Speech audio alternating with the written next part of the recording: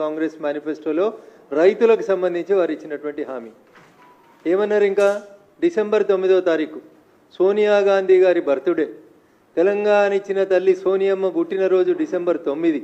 కాబట్టి డిసెంబర్ 9 లోపు 2 లక్షల రూపాయల రైతు రుణమాఫీ చేస్తామన్నాడు. తెలంగాణ మీద గౌరవం లేదు, సోనియమ్మ మీద గౌరవం లేదు.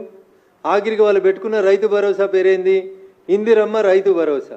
ఇందిరమ్మ పేరు మీద గౌరవం లేదు, సోనియమ్మ పేరు మీద గౌరవం లేదు, వరంగల్ రైతు డిక్లరేషన్ పేరు మీద గౌరవం లేదు.